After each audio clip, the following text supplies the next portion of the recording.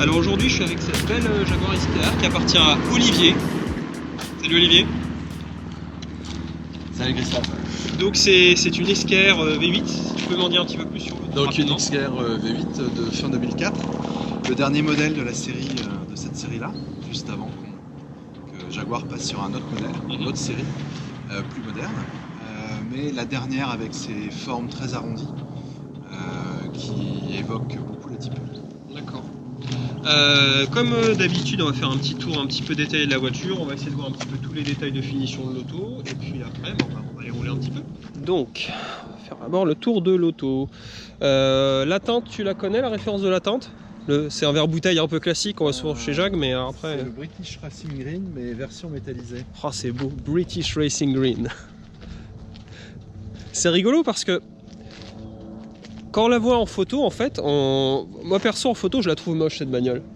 Et en vrai, elle a des super volumes. Et ce nez là qui fait un petit peu quelque part. Autant en photo, bah, c'est pas très beau, et en vrai c'est juste magnifique quoi. C'est marrant. Hein. Comme quoi la 2D et la 3D ça change tout quoi. Je trouve ça super joli cette grille aussi là.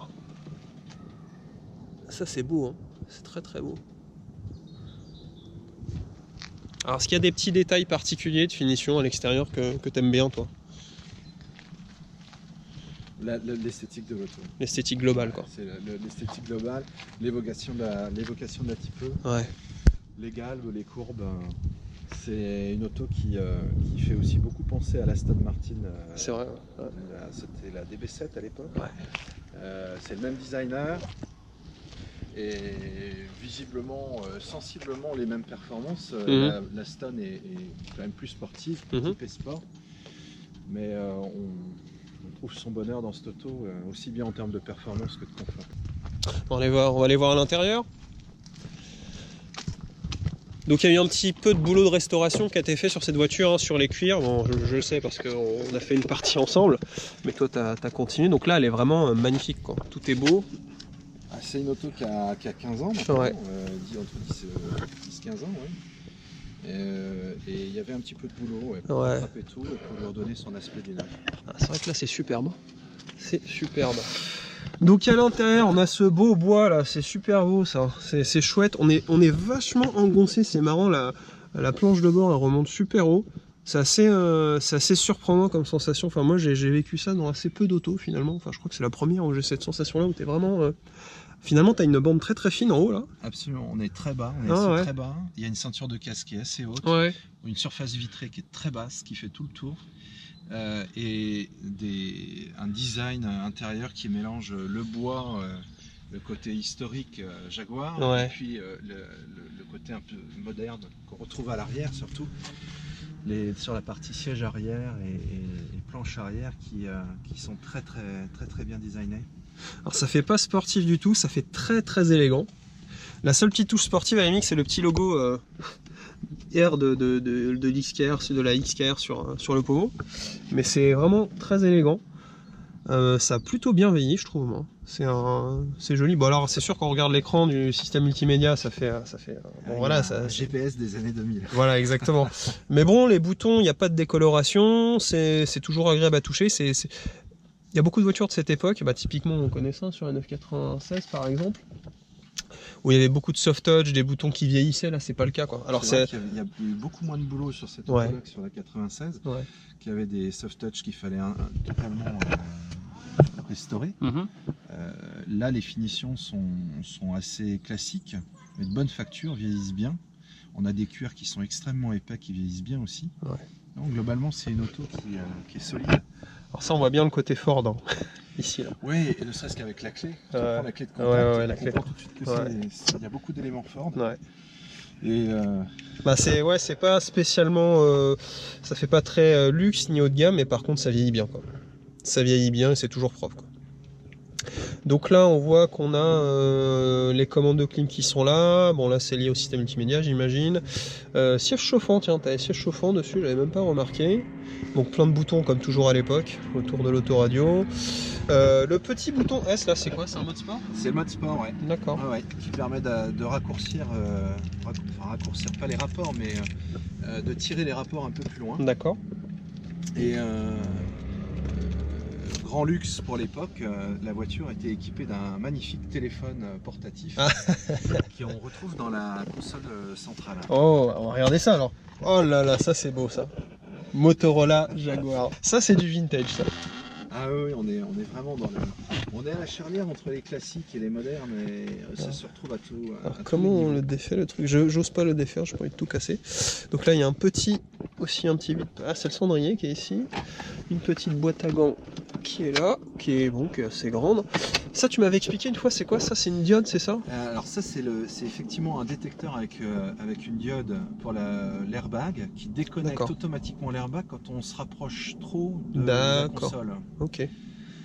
Donc il suffit qu'on mette un siège bébé ou quelque chose. D'accord, donc t'as pas à désactiver toi-même. Pas besoin de le désactiver. Ah, c'est chouette ça. Manuellement, ça se désactive tout seul. C'est très chouette.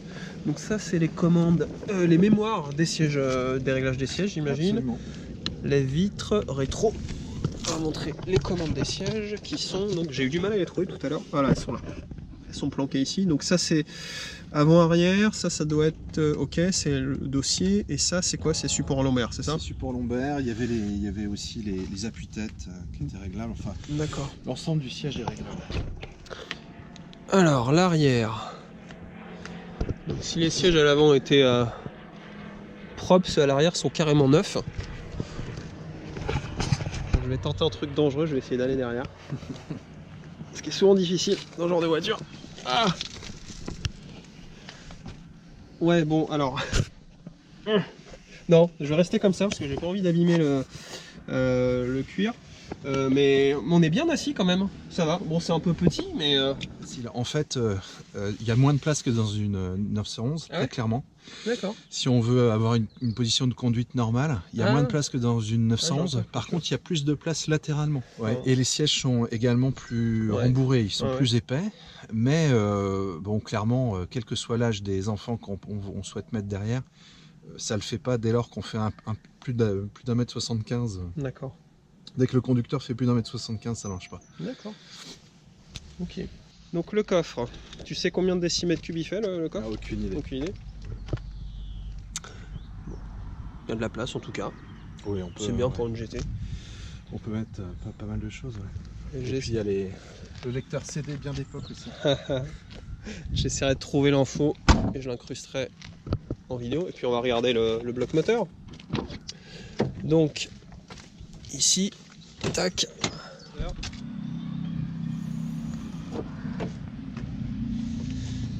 V8 Supercharge. C'est beau quand même. Donc un gros 4 litres 2, 400 chevaux, plein de couple. Et surtout, chose extrêmement étonnante, c'est un moteur qui a vraiment pas beaucoup d'inertie. Quand on accélère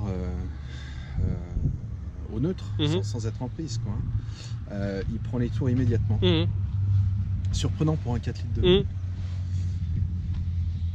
Super. Bon, on va aller rouler un peu. Allez-y.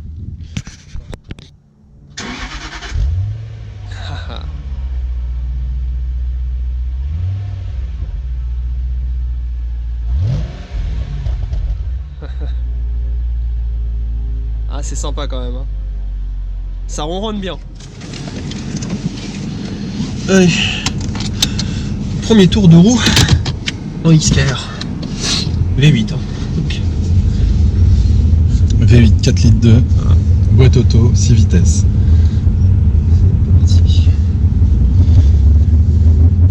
Et en gros 400 chevaux. Et le couple. Ouais, t'as combien de couples là-dessus? À mon avis, il doit y avoir 45, 50 dans ces eaux-là. Il faudrait regarder la fiche technique. À vrai dire, je me suis jamais posé la question. Si je trouve l'info sur le web, je l'incrusterai au montage. On sent effectivement le côté boîte auto à convertisseur de couple et gros moulin que je ressentais un peu sur le CLS 55 que j'avais avant. Ouais, c'est dans le même esprit, c'est le côté GT en fait. Hein. C'est pas une sportive pure et dure comme une 911. C'est vraiment une GT. faite pour le confort, pour enrouler facilement et confortablement. C'est vrai que la première chose qu'on... Je me fais beaucoup de 2 mètres là, mais déjà la première chose qu'on sent, c'est vraiment une espèce de douceur, quoi. C'est très souple, très doux. C'est un gros bateau, ouais. Pas facile à malmener si on veut rouler vite sur dans du virolo, mais ça suit bien quand même. Et surtout, c'est pas piégeux. C'est ça qui est exceptionnel avec cette auto, c'est qu'elle est vraiment pas piégeuse. La direction, elle est d'une légèreté à basse vitesse. Ouais, c'est une auto toute douce. Incroyable. Elle a un long capot, il faut se méfier lors des manœuvres. Mais sinon, c'est une auto qui est vraiment douce.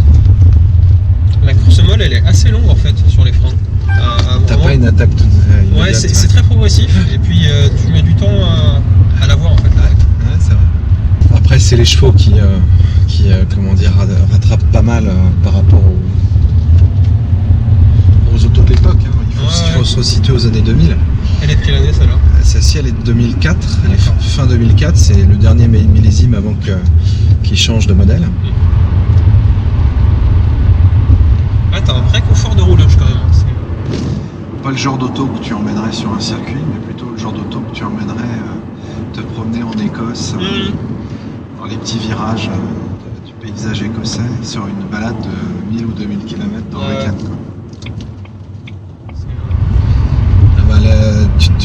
Le rallye qu'on a fait, la sortie qu'on a faite dans le sud, là, on n'a vraiment pas peiné, quoi. On était bien. Et elle est raide quand même. Elle prend pas de roulis. Enfin, tu vas voir dans les enchaînements qu'elle prend pas de roulis. Mais ils ont su quand même conserver le confort de roulage. C'est vraiment la boîte. Par rapport au standard actuel, elle tombe les rapports, elle a un petit peu de temps à les tomber. Ouais, c'est clair. C'est rigolo. Et tu t'entends bien le compresseur. Ouais, ce petit sifflement là, c'est chouette. Le compresseur souffle, chante beaucoup. Et là aussi, tu vois une grosse différence en termes de bruit entre les deux turbos de la 96 qui crachent. T'as vraiment l'impression d'entendre un chat qui crache, quoi. Ouais. Et le compresseur de la Jag, ça siffle. Qui siffle. Ça miaule. Ouais, c'est ça. C'est pour le coup, ça miaule.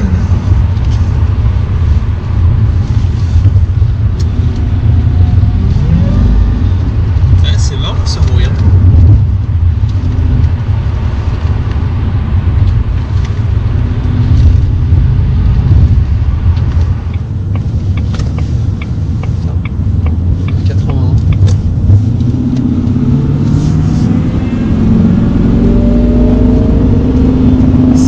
Ce bruit. Ouais, c'est typique, on aime ou on déteste. Il te rappelle bien qu'il est là. C'est le chat qui miaule, quoi. Et à la différence du biturbo de la Porsche, c'est qu'il est là tout le temps. Ouais, bah oui, c'est le principe des compresseurs. Et là encore, je retrouve encore une similitude avec le 1655, c'était un double compresseur qu'il y avait aussi dessus. Ouais. Mais on l'entendait moins. On entendait plus le gros du V8 que le bruit du compresseur.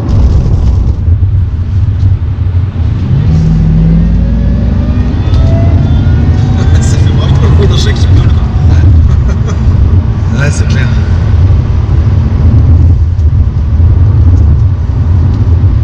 C'est très caractéristique comme bruit.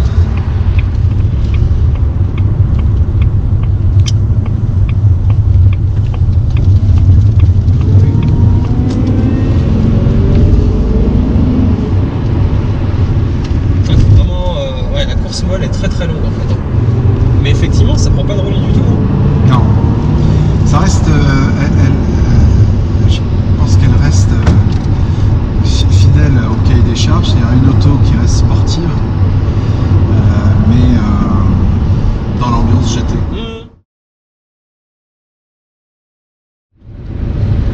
Et dans l'univers automobile, en termes de design, tu as des voitures qui sont impressionnantes, tu as des voitures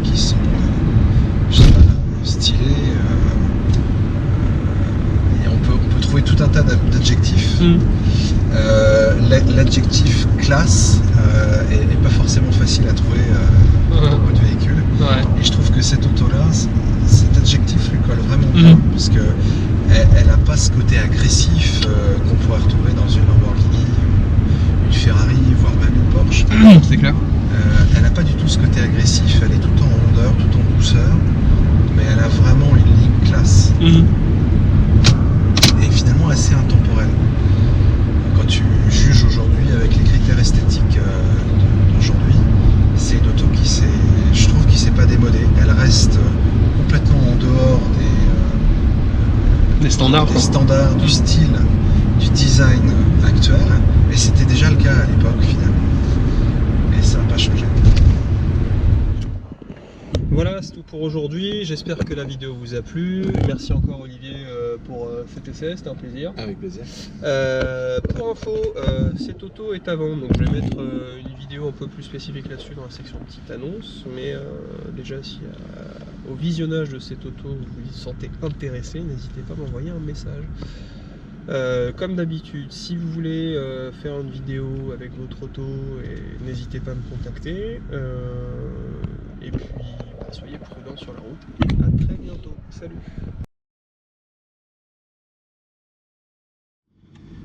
Ah, on a oublié mon sac à dos.